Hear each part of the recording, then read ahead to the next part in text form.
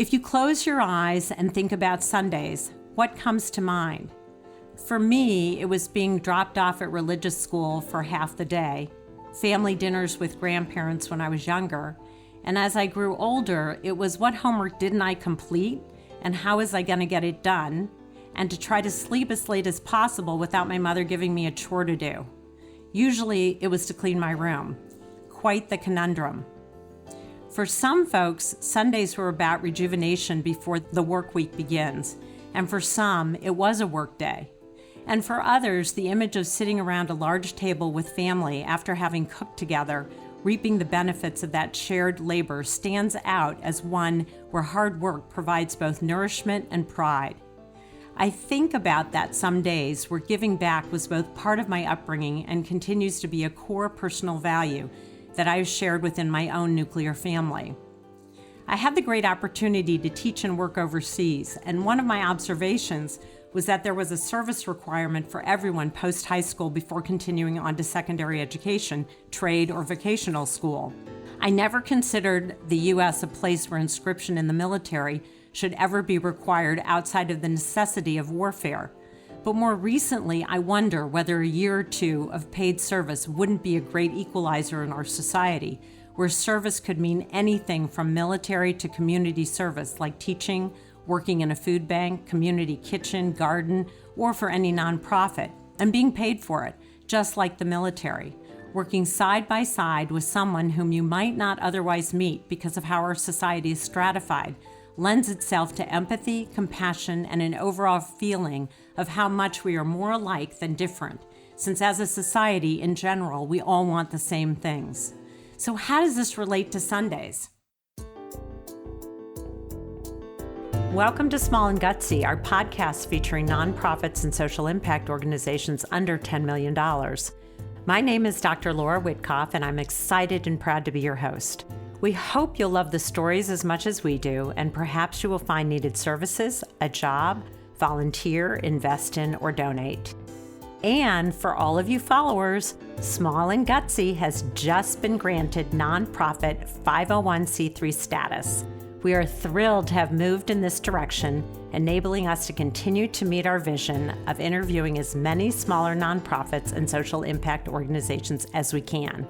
So please pass along any valuable information you hear today to others and send me the name of any organization you'd like featured at lwitkoff@gmail.com. That's 2 T's and 2 F's. Well, Sundays have become one big Sunday. Our featured nonprofit on today's podcast, Big Sunday, is the big equalizer in my book. It brings people together in service to others. I can't imagine a greater mission. Big Sunday was the brainchild of founder and executive director David Levinson, beginning in 1999 as a Mitzvah Day Project at his temple, mitzvah meaning good deed as a way to repair the world. And with 200 volunteers that day, David imagined a much bigger purpose and embarked on opportunities to share giving back with thousands of volunteers. And in 2006, David was named California Nonprofit Leader of the Year. By 2009, Big Sunday had 50,000 volunteers participating in 500 projects that include numerous nonprofits, schools. The list has grown incredibly long, as has the number of volunteers and projects, and not only in California, but has truly gone viral, but in a very physical, get out there and help kind of way. There is something for everyone. Big Sunday connects people through helping. They offer an enormous variety of opportunities and projects that unite people to improve lives, build community, and give everyone a sense of belonging. Their mission is simple and yet truly profound in that the magic formula is a combination of both building community and a sense of belonging that I believe everyone wants and deserves. To quote David, everyone wants to help if someone will only tell them how. Big Sunday does just that. I am so honored and excited to introduce my two guests today, founder and executive director of Big Sunday, David Levinson, and board member and impressive individual in his own right, Billy Ray, an incredibly talented writer, producer, and director who is best known for Captain Phillips, Shattered Glass, and The Hunger Games, as well as many others. But I think he is best known for his gifted contributions in helping veterans who want to become film and television writers, for his unending energy in protecting our democracy through messaging and the deeply held value and belief that all of us in this country want the same things. So let's get started. Welcome, David and Billy. Please share your passion for Big Sunday and how the two of you got connected. Well, David should definitely go first. David's the hero here. So I'd like to give him the floor. Great. David. Thank you, my friend. And thank you, Laura, for that introduction. I hope I live up to it. And Billy, I'm sure will, but I hope I do too. I think you already have, David, but keep going. Well, and I preface every kind of conversation like this by saying no one is more surprised to find himself in a position where I get that kind of introduction and I'm being asked questions like this than me. And I always say, if I could do this, truly, trust me, anybody can. People frequently ask me how I got into this. I always tell them the same thing. I completely backed into it by mistake. It's been a lovely and unexpected journey, and we've been pedaling upward for over 20 years now. Really, most people are nice. Most people are good. Most people want to help, and they sometimes just need some help figuring out how best to do that, and we're just the folks that put the spark to the flame. Yeah, I love it. And you know what, David? It sounded like from that early Mitzvah Project that you saw this by the fact that 200 volunteers came out and you thought, I'm guessing, you thought, if I can do this, and there's a need on the side of giving, and there's clearly a need on the side of those who want to receive or need to receive, how do I put that together? And how did you begin to do that? And then talk about how it's grown. Okay, sure. So this is what happened. Back in my other life, I was a writer, and I wrote movies. And unlike my friend Billy, my specialty was movies that didn't get made. And at first, I love that. Okay. Well, you know what? It was a mitzvah that they didn't get made. I'm sorry to say, because look what you're doing now. From your lips to God's ears. But so I started getting involved with other stuff. I worked with a group called Beyond Shelter that provided housing, permanent housing for people who are homeless. And I worked with a group that helped provide them with furnishings for their house. They'd move into the apartment and we'd provide them with furniture and sheets and towels and blankets and plates and everything. And at the end of doing that, when you're furnishing an apartment for a family who's been living on the street or been living in their car, you don't have to ask yourself why you're doing it. You know why you're doing it. Yeah. But sometimes with the movie business, you do sometimes wonder why you're doing it. And then around that time, I was at my temple, and I'm not an observant guy. I always have to preface it by saying that because sometimes people hear this, it's like, oh, this very religious man decided to give back. No, I was just at the temple, and I was dropping my kids off at religious school. And the rabbi there, who was a buddy of mine, said the temple wanted to do a Mitzvah Day, which was very popular in the 90s. And he asked me if I would do it for the temple. I said yes, and I have forgiven him for that. And the first year we did it was at Temple Israel of Hollywood, up on Hollywood Boulevard. It was a long and proud history. And there were a couple hundred good-hearted Jewish people cleaning the beach and fixing up a library and serving a meal at a shelter and the things people would do with things like that. And one of the groups we helped was Catholic Charities. And I was very happy as a Jewish guy to help Catholic Charities, but I thought, all things being equal, I just as soon do it alongside a Catholic person. So the next year we invited some other groups to join us, some churches, some other synagogues. So it wasn't very scientific. You know, it was like I passed a church on Melrose that said Happy Hanukkah to our Jewish friends. I thought, okay, they seem like they'd be open to that. I passed a new synagogue being built. It was a largely LGBT synagogue. It said, social action is our middle name. It's like, that's good. I asked my kids' school, a secular private school. That was good. And we had 10 groups, about 800 people that second year. And we found out and did even more, and that was nice. But the year that it really changed was the third year. One of the groups I reached out to was Covenant House, a Catholic organization. And I called, and this is for our homeless youth. People, they had always had a lot of transgender people, and that was back in the day before so commonplace, and kids who have been kicked out by their families. They still are, sadly. Sadly, it still happens. We still work with them all the time, as recently as yesterday. And I called them and said, here's the thing we're doing. We're doing this day in May. And how can we help you? And how can we help your kids? And she said something that was really interesting to me. She said, our kids don't need help. They want to give help. Oh, that's beautiful. Mm-hmm. And I'm like, wait a minute, have you met your kids? But that year they hosted a car wash in their parking lot to raise money for Students Run LA.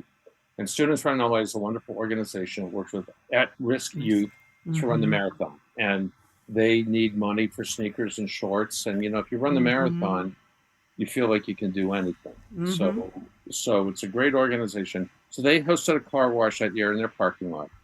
And it was the kids from Covenant House. And they were joined by a youth group from a synagogue and a Sunday school class from a gospel church.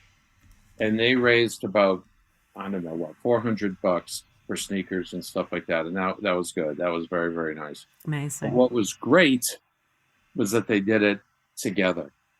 And it was at that moment that we went from being a community service day to a community building event with the idea that the world is not full of haves and have-nots. It's full of haves and have-mores. That absolutely everybody has some way that they can give help. And absolutely everybody has some time that they need help. And we all have to look out for one another. One of the things that you picked up on is the piece of empowerment, which is when you empower a community, both giving and also those in need who are participating, it's quite moving. And it's all building self-esteem too on both sides of that equation. It's really a remarkable emotional shift that occurs. We are proud of the fact that all these years later, we have people who help us as volunteers who are homeless people. And we have people who help us who are CEOs and movie stars. Everybody is treated and valued the same. We spun off from the temple years ago as an independent 501c3 with no religious agenda, no political agenda. We really are about celebrating our differences while finding common ground. I always feel that when you work side by side with somebody who is from a different world than your own, somebody you may not have met before, you're talking to that person, and then they are not the kid from Watts or the lady from Beverly Hills or the family from Boyle Heights or the couple from Koreatown. They're a person with a name, with a set of things they like, with a set of things they dislike, with things that they hope for, things that they dream about. And then it's a lot harder to hate them. Oh, it's one of the oldest things is once you get to know people, it's really hard to have that kind of bias. And I think the other thing is that I've always thought each of us is only one step away of another person's situation, whether good or bad or otherwise, right? And so you always think of, if I'm only one step away, I need to really understand and support because that could be me one day. So this grew, and it is now, from what I've read, more national. So there are big Sundays in other cities, correct? Well, what we do is, and first of all, just to be clear, Laura, we don't just do it on Sunday. We call it that because we started out a Sunday. And when we changed the name from Mitzvah Day to Big Sunday, we did it for lots of reasons, mainly because we were all about inclusivity and multiculturalism. So we wanted to make it more inclusive. But it was funny because when we changed the name, it's very rare when you do something that everybody agrees on. But when we changed the name from Mitzvah Day to Big Sunday, that was 20 years ago. But it got a unanimous reaction. Everybody hated the name change. Like Jewish groups said, "Why are you being so self-hating?" There were Christian groups. We worked with a Catholic school that said, "We love the name Mitzvah Day. It sounds so ethnic. We're not going to change it. We're going to keep calling it Mitzvah Day." That's really funny. And then I got an email from somebody at a Buddhist temple, and they're like, "David, that sounds like the name of a football game or something." As my wife said, she said, Dave, you have to work really hard to piss off the Buddhists. Seriously. And you did it single-handedly. And I did it. So I'm very proud of that. And so then as we grew, we did stuff 7 days a week. It was too hard to change the name. And so I would say, what does J. Crew mean? What does Right. It's a brand. It's your brand. But what we do in other cities is we work with a lot of schools, a lot of faith groups, a lot of businesses, as well as individuals and families and clubs and teams. But with corporate groups, often they have offices in cities all over the place. So they'll say, we'd love you to program events for our offices in LA and San Francisco and New York and Nashville and London and all these other places. So it's great. So we have such a large network, and that we're able to bring these to all other cities. We're working in all these different cities now. Sometimes we go and actually bring it to the other cities, which is great. We had a program called Foot the Bill Fund, where we're literally helping people pay their bills, their electric bill, their water bill. Mm-hmm. And somebody went on national television and mentioned that we did this, which was lovely. But then we started hearing from people all over the country, and help, in 22 different states or something. And I was happy and humbled, and our whole staff, our whole board was that way to be able to help so many people. Which is amazing. So I want to bring Billy in here. So how did you guys get connected? And Billy, as a board member, obviously you have a particular role, but how did you guys get connected? I make my living telling stories.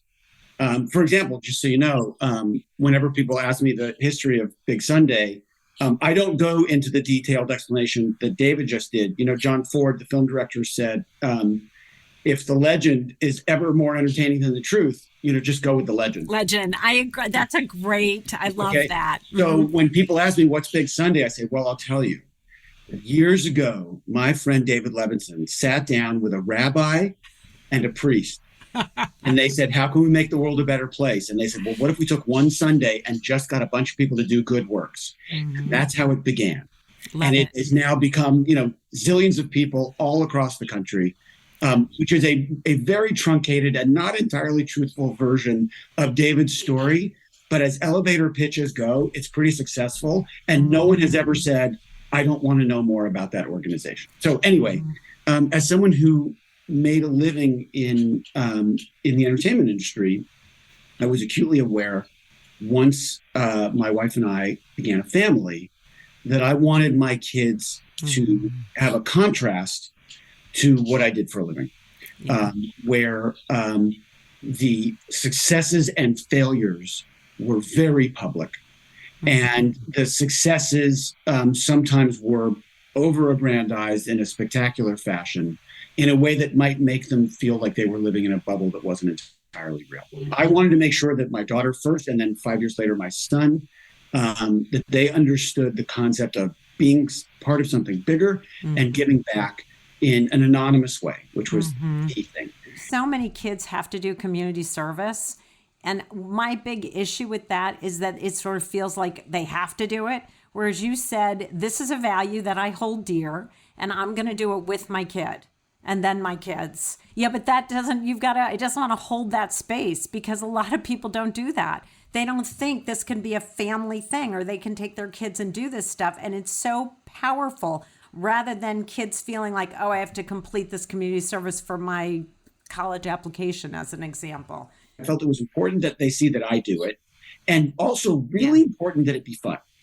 And Big Sunday was always really, really fun. I mean, look, if you make it easy for people to do the right thing, they will do the right thing. I don't remember where I first heard about Big Sunday, but I heard about it and started dragging my daughter, when she was very, very young, fix up the garden at a school, or repaint a home where elderly people lived, or take care of a shelter, or whatever it was.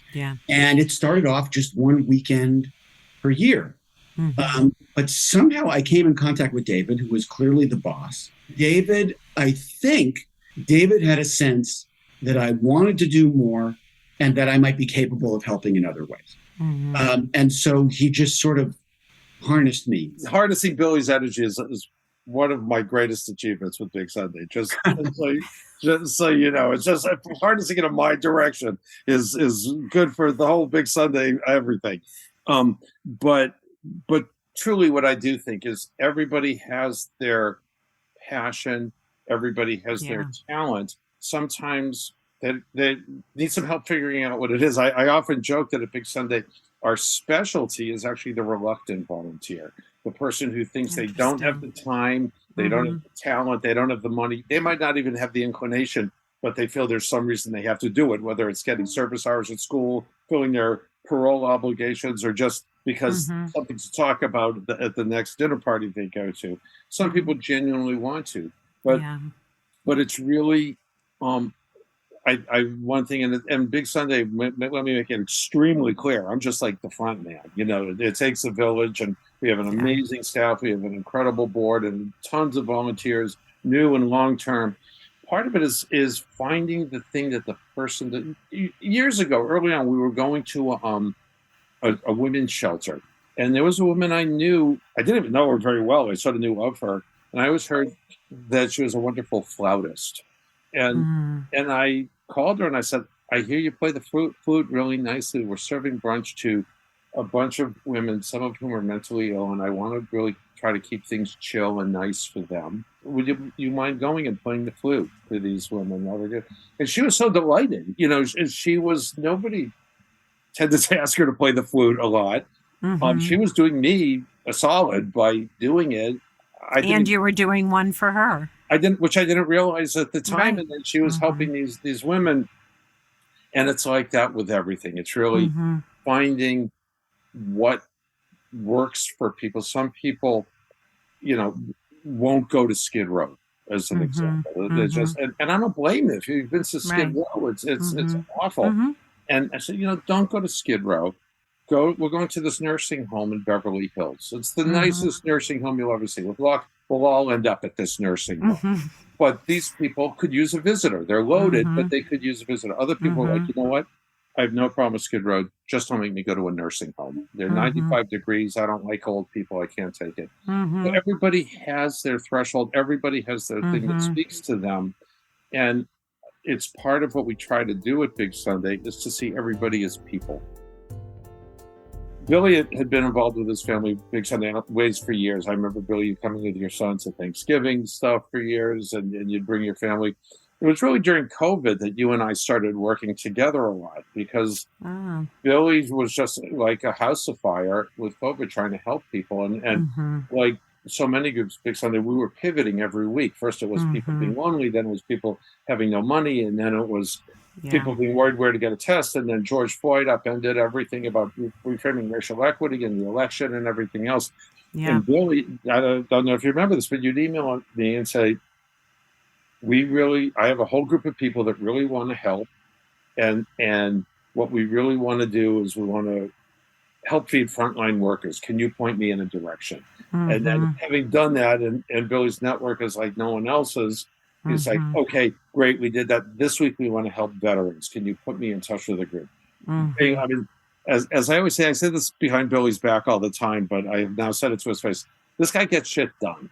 I love it. But so, and you know, and we would just go through lists of various causes and stuff like that. What some people are great at is playing the flute or making a meal or cleaning the beach. But what some people are great at is being a connector. They can go into any room and make somebody feel seen and heard and respected. And that's a gift. It is a gift. And that's why over the years, whether it's cleaning the beach or cooking a meal or being a plumber or being electrical or being a lawyer or being a dentist, we've used them all. So that begs the question for me, and I know you have a substantial board, but you've grown over these last, 20-something years. And how do you all make decisions about what you're going to do on a regular basis, or does it change all the time? Share with me how that works. We try to do is we try to see a need and fill it. Here's just one example. At the beginning of COVID, another person on our board who's a doctor said, there's all these frontline workers are putting themselves on the line. This is long before a vaccine. He said, what would be really nice is to send meals to frontline workers. Yeah, it's great. This was in the early weeks of the shutdown.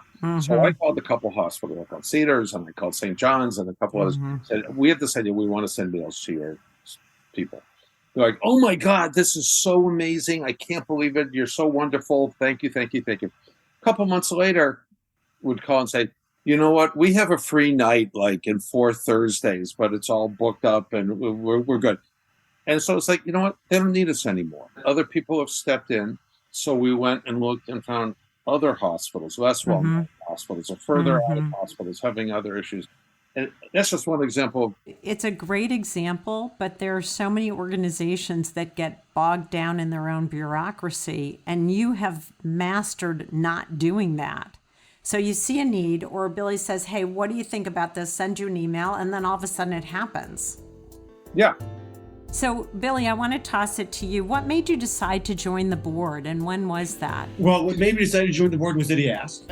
I don't mean to be so reductive. I just mean when you see someone like David doing what he does, if he asks, the answer is going to be yes. It's hard to say no. So much of this has to do with a life philosophy. I don't know when this happened to me, and it may have been in my 30s. I don't know. I'm quite a bit older now. But at a certain point, it became intolerable to me to meet someone, even a stranger, and not impact their life. Oh, I love that. Mm-hmm. It just became intolerable. Mm-hmm. And so it doesn't matter how long I've known somebody. Right. I want to impact their life in one way or another. Hence, Big Sunday. Yeah. But then you see David, who has impacted so many lives, people he'll never meet.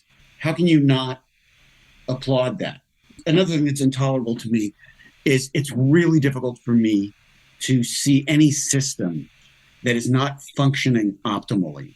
Typically on Big Sundays, and I'm pretty sure this is how I got David's attention, we'd be at a school and, someone had dropped off 5,000 bags of clothing. And that 5,000 bags of clothing had to get taken apart, sorted, and then re-put together in a way that was going to be helpful to a bunch of people. Yeah. And so I'd be there with, my daughter who was 10 and my son who was 5, and I'd see the system and I'd see where it would get sort of clogged. And I'd say, oh, what if we did it this way? What if we put the shirts over to here and the pants over to here, and we had a separate thing for the bags and blah, blah, blah. And all of a sudden, like I was this little sort of mini manager. But it really made me happy because the system worked better and people got their clothing faster. Right. And I found that's where David, I think, would sort of see me at various venues and say, oh, yeah, this guy, he's a busybody. You want Billy's systems, not my system. But you've got to have somebody who kind of steps in and can do that and sees that efficiency is going to work. And what's great about the organization is it doesn't have these protocols, there's bureaucracy that stops that. And that's what's so remarkable is, as you said, there's a need and you jump in and you do it. And if it's not working super well, you're going to recommend something that's going to work better in that moment. There was never a moment with Big Sunday where anyone said, no, this is how we do it. Right. That's my point. That's great. But I want to talk to you about a larger sense about community because please. In some of the work that I do outside of my job, I have access to polling of where we are as a country and what matters to us. And I will not steer us into a political conversation other than to say that the polling that I'm seeing again and again tells me that people are craving community. Yeah. They've been told for 7 years that they have to hate their neighbors and they're exhausted and they want to get their neighbors back. They want to go back to a time when they're thinking about bake sales and little and looking after each other's kids and things like Big Sunday. They want to know that if they're on the side of the road with a flat tire, that their neighbor is going to pull over to help without first checking to see if your bumper stickers match theirs. Yeah, that's a right. They want point. That again. Americans want that in a way that I'm not sure politicians on the right have quite grasped yet. But here's the thing, and it's the watchword of Big Sunday without ever being articulated by Big Sunday. If you want to get your neighbors back, you got to have your neighbors back. Yeah. Oh, I love that. That's a good bumper sticker. It's what we actually want. And believe it or not, it is the genius of America. It's what made America a country in the first place, with that desire for community. I was thinking about the Constitutional Convention today. I spend time thinking about stuff like that, oddly. And what was it? It was a bunch of people, yes, admittedly, all white males, and they had their flaws, but it was also a bunch of people in a room who disagreed fundamentally about things and figured it out. Right. And created a conceptual advance over Right. any other country that had ever existed. Right. Because they Yeah. create community. Yeah. We've lost the beauty of public discourse. Like the beauty of public discourse, which is we should be able to disagree appropriately to find a way forward, because ultimately we do all want the same things. So I love that, and I couldn't agree with you more. We recently moved to a new neighborhood, and the things that were so striking for me is that I had neighbors, which I would naturally do and stopped doing for a while, is bring me cookies. Ask me if I need anything. I was like, oh my God, I landed back where I grew up. What's going on here in the middle of LA? I could not have been happier. And in return, I have made meals for people who've had a baby or been sick or done, because it's just the natural part of what I both want to do. And so now I'm going to join Big Sunday. You know that, right? I'm hooked, of course.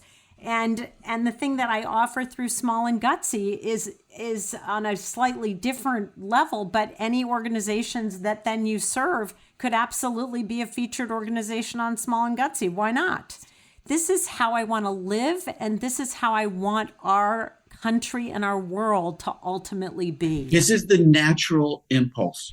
Yeah, we can be defensive and hostile and tribal. Yeah, all that's true. Right. But ultimately, people want to come together. And here's some numbers that should get your attention.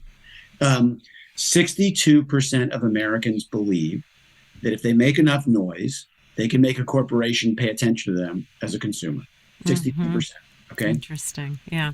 4% of Americans believe that if they make enough noise, they can make their government pay attention to them as a citizen. Okay. Wow. Just 4. Okay. Wow. That's a pretty striking gap. Another data point. Okay. Since 1980, okay, and I don't want to tag any particular president, but there was a particular president in 1980.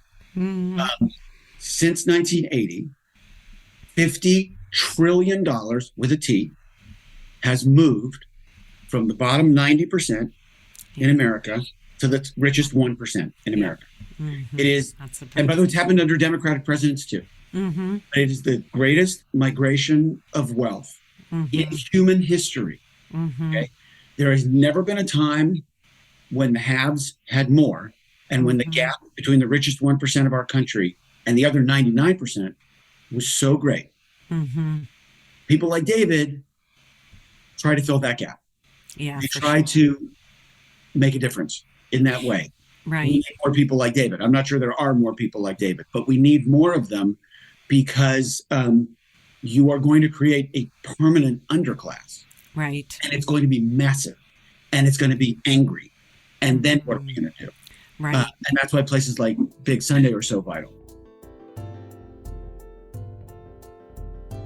So, David, do you have things? I've been on your website. Do you have activities like almost every day, or we right now we have activities at our offices. Our office sort of functions almost like a de facto community center where people come in. It's an office, but we do tons of events, large and small. We have warehouse space because people, donate 5 pallets of jackets or something, and then we distribute them.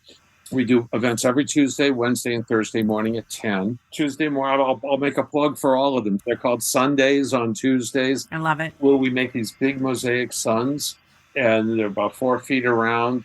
And you don't need artistic talent to do it. You just need sincerity. And they were created by a wonderful artist in town named Kathy Weiss. And we make them, and then they are donated to after-school programs, to hospitals, to shelters, to schools, and they're beautiful, and people of all talents and abilities and ages can do it, and it's fun. People sit around; it's like a quilting bee, and the idea was to do one every Tuesday. By this past Tuesday, we were doing 3 at the same time. On Thursday, for years, we've had an event called TM at 10, Thursday morning at 10, where we do all kinds of volunteering, whether it's providing hygiene kits for shelters, or this Thursday we're making packing bags of food, Italian dinners for families who are struggling, who need bags of food, and on and on. It's a wonderful event, and we have a lot of regulars. whether they are retirees, people new to town, stay-at-home moms and dads, people between jobs. During vacations, we got a lot of kids. And somebody came, we got a lot of regulars, and somebody said something to me that meant so much to me. She was a single mom of a teenager, had moved to LA from the East Coast, didn't know a soul. Mm-hmm. And she said to me, I started coming to your Thursday events because I wanted to help the community, but instead I found the community. I knew she was going to say that's beautiful. And this was before COVID, and they these guys really are great friends and to each other and to us. And then what happened on Thursdays is we started getting a lot of groups of people with special needs, and everybody's welcome, and it was great. Well, we started finding, though, sometimes some of the people, the special needs people, weren't able to necessarily keep up with the projects, or they had perhaps some other challenges. So what we decided to do was start another group on Wednesday mornings. And not that anyone ever complained or anything. It was just we thought we'd start another thing on Wednesdays geared to people with special needs. And let me make it clear. These are people that want to give back. Like they want to volunteer because they want to help. And so some of them from Thursdays now come on Wednesdays. They're called Accessible Wednesdays. And it's geared for people with special needs. But everyone is welcome. Like we've had a group of college kids come last week because a lot of it is socialization for people with special needs. So they kept them company and did the project with them. And so mixed it all up because people shouldn't be hindered from helping because of ability or age or means. No, it's a sense of, again, a sense of belonging. Why shouldn't people be given the opportunity if they have the desire? And we have, and it's interesting because there's special needs groups from all over town, but they come to the various events. So that Tuesday, Wednesday, and Thursday, and then we do special events. We did our cruise this weekend, where on April we have a month that started during COVID called Wild and Woolly April, because I thought everybody was so overwhelmed by the heaviness, the death, and the anger, and the all the stuff going on. We decided to have a month focused on animals because we thought that was like a nice, and it's not just dog and cat rescue, though we do that, and we have a big dog food versus cat food, pet food collection. I'm a dog guy, always on team dog, but it's for homeless people, provide pet food for homeless people whose pets are very important to them. But we work with groups that do therapeutic horseback riding, collections for endangered species like elephants, and we've had sloths and mules. And some people, it was like toward what we were saying before. Some people it's all about homelessness. Some people really care about veterans. Some people really care about seniors. Some it's about STEM. Some people it's all about cats. They really care about cats.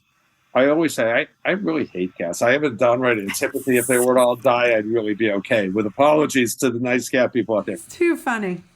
But what's great is that even though you don't like cats, you still have a program for cats. We do tons of stuff for cats because some people love cats, and more power to them. And somebody has to look out for the cats. If you both are ready, and this was such a fun conversation and so interesting, and I encourage everyone to get to a big Sunday activity, and we'll go into that in a minute after I ask my round of quick and gutsies, which are fun. The lightning round?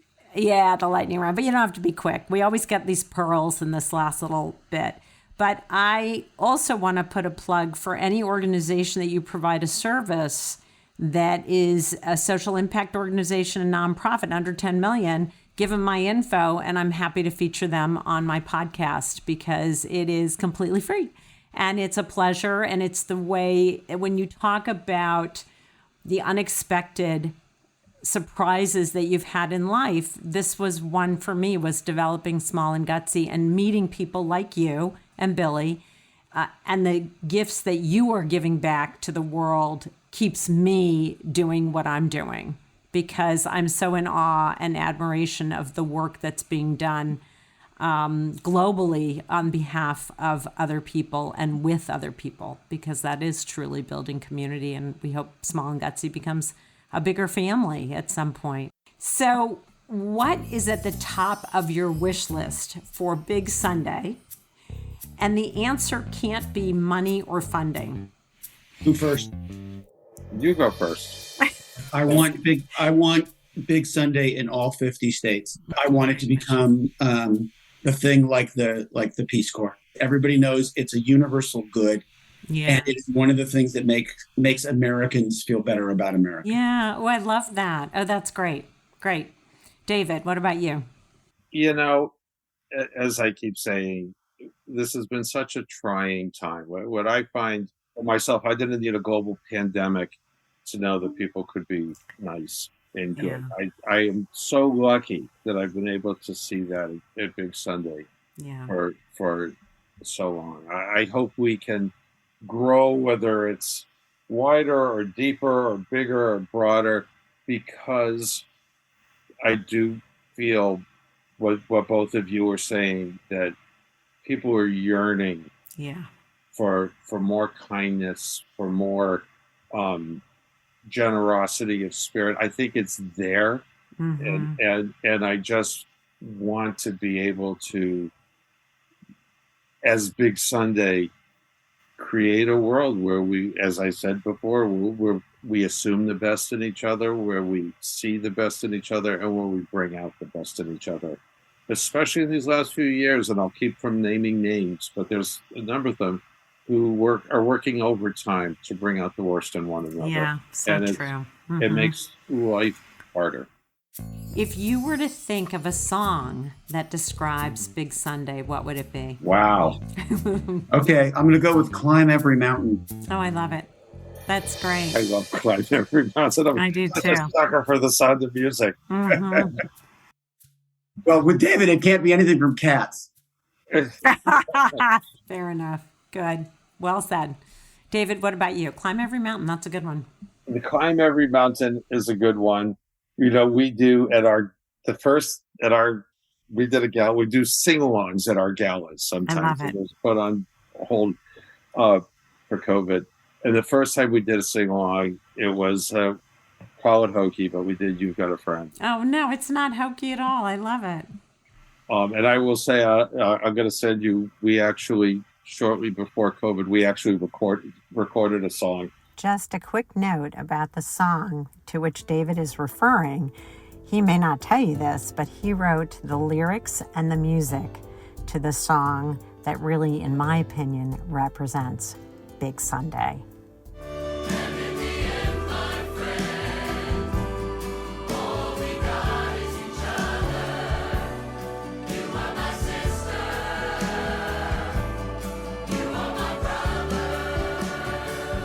We have a video. I'll send you. My second choice. Yeah. My second choice to Climb Every Mountain would be Love Train.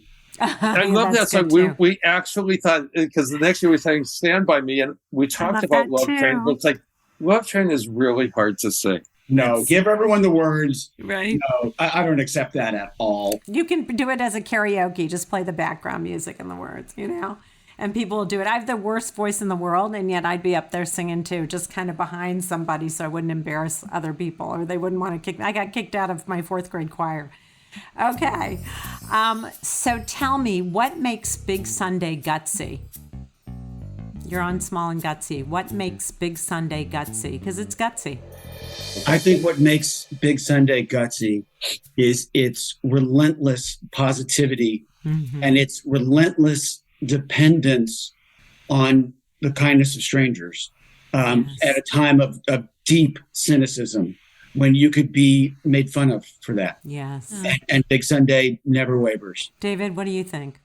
It's great, Billy. I feel a bit too much about myself, and I will say Big Sunday has an amazing staff, and the way there's a theory of hiring which is, who do you want on the bus?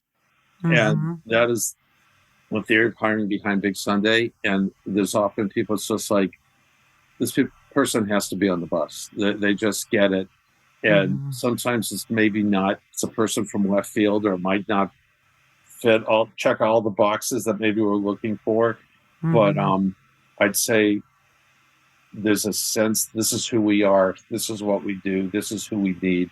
This is a really nice person, idealistic person. They need to join this party. That's true with the board as well. But with, I as I say, I'm the front man and get far more than my share of the credit. And it's Not true. a lot of people. Completely untrue. But Thank you. But a lot of people. I have two problems with what you're doing. One, you're completely violating the lightning round. And two, you're saying something that's fundamentally untrue about yourself.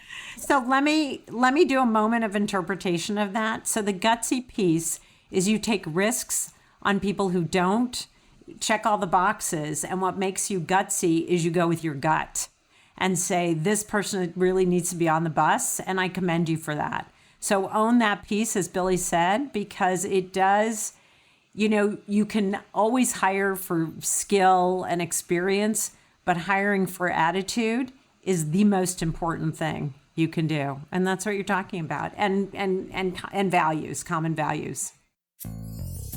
So what is something that outsiders or even a few insiders don't know about Big Sunday? We have nowhere to live.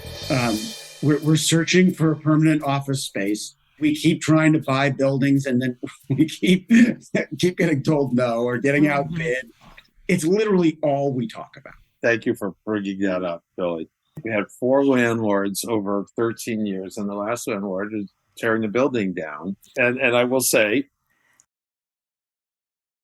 when the new landlord came in, I was having trouble reaching him, and then I actually reached him, and then sure enough, he comes with his family to help at Thanksgiving. And you know what? He's a wonderful guy. He's been a total mensch. And when I met him, I said, you know what? I really wanted to hate you. I just wanted to hate you so much because we have to move. But you're a really good guy. And I gave him a big hug, and he gave me a big hug. And he was very fair with us in many ways.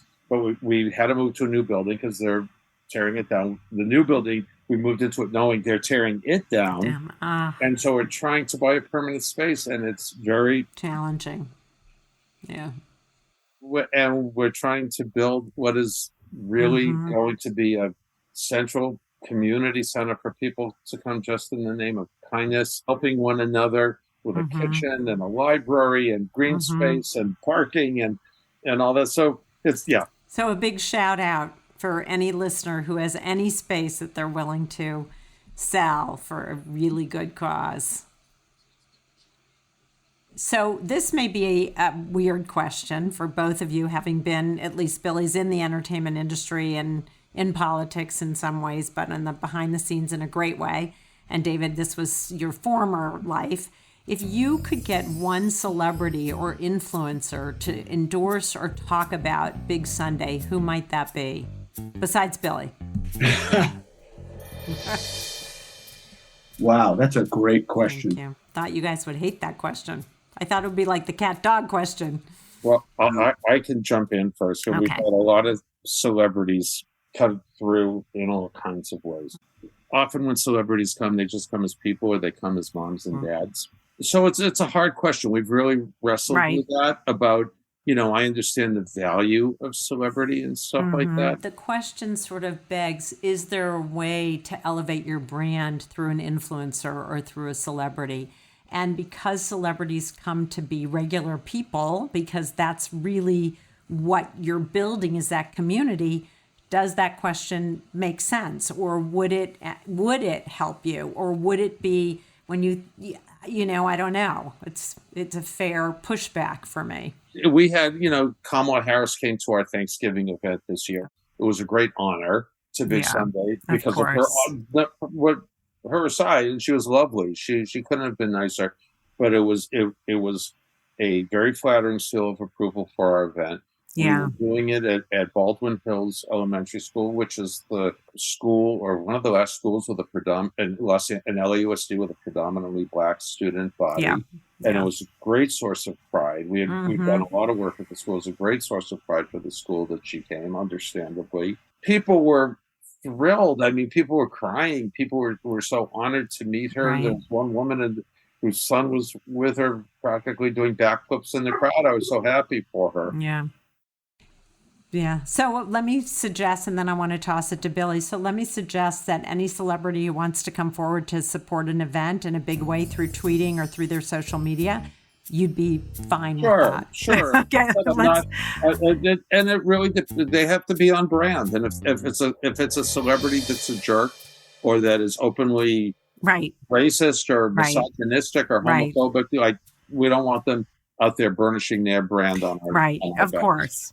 Billy, what about you? Anybody come to mind? David, this is how you do a lightning round. Okay. LeBron James. Fair enough. Great. So, first of all, how do people reach you, David? How do people give us the website? The website is bigsunday.org. If they want to reach me, I'm David at bigsunday.org. And I try my best to return all emails because I think it's really rude when people don't. Pretty incredible. So that's incredible right there to do that in such a big space and big organization. So I want to first, I want to encourage everybody listening who's in the LA area or anywhere nearby, or to find a Big Sunday in their own city if they aren't in LA, but to really get on the website and participate in something, because really that's going to shift and change our culture and our society because of what you started. And I really appreciate that. And I want to thank you both for being with me on Small and Gutsy, for sharing ideas and thoughts and having this conversation. I want to leave with something that I pulled from your website, which is absolutely everyone has some way that they can help somebody else. And I really believe that's true. And I really believe that in doing so, we will shift our culture back to the democracy, Billy, that you spoke about. Thank you for the platform. We really appreciate it. Oh, totally. It's total pleasure. It's fun to hang out with my buddy Billy, who I usually just see on the fly, too. Any last comments, thoughts, things that you want to add? Yeah. I think as a society, we're trying to move, towards community over chaos. Yeah. And votes over violence, and books over bans, and laws over lies, and truth over tantrums. Yeah. I could alliterate all day, but I love it. Mm-hmm. You get the point. Mm-hmm. Don't wait for someone else to make those changes. You can make those changes in your own way. Mm-hmm. You can make the difference. David Levinson did it. Yeah. And look at the army of good that he's created. I really, really appreciate this kind of conversation. We don't have it enough. And each of us can do our part to shift not only our own thinking and experience, but also someone else's by virtue of showing up. And I love that. And it's part of my small and gutsy philosophy. So if you have organizations, send them my way. But I'm going to show up when I can, because you give me energy. And that's what this is about: energy and love, and community and belonging, and building self-esteem. And once we feel good about ourselves, we can feel good about others. And part of doing that is by offering what we can. And that really is what you're talking about. And I just want that message, both David through Big Sunday, but also Billy through the work that you do, because it's just remarkable. And I really appreciate both of you. Thanks so much, both of you guys. Very, very Good night. All of the Small and Gutsy episodes can be found on the Intrinsic Group website, which has a Small and Gutsy page. The opinions and viewpoints expressed by our guests are independent and do not reflect the position of Small and Gutsy. Of course, we can't take responsibility outside of our own vetting of the organizations we interview, so before you sign on to support or work for them, we encourage you to do your own due diligence and research them as well. We just want you to learn about the Small and Gutsy nonprofit and social impact organizational sector so they can spread their story and their impactful work. I want to thank my partners in this endeavor, the Intrinsic Group, my brilliant sound engineer and composer, Pavel Franson, my very talented graphic designer, Nate Addy. Please check out their bios on the Intrinsic website. My incredible board of directors, Tracy Brown, John Gatto, Lucy Mello, Serena Rajabian, who believed in me and this project enough so to sign on to support this effort, and all of the folks, friends, and family who have guided and inspired me. A very special thank you to my biggest champion, number one fan, and best friend, without whom none of this would be possible. Thanks, Mark Witkoff. Thanks for being there. And thank you for listening. If you like this podcast, please share it with your friends, give us some stars, and write a review on wherever you listen to podcasts. From small and gutsy to big with impact, I'm Laura Whitkoff. Thanks for listening.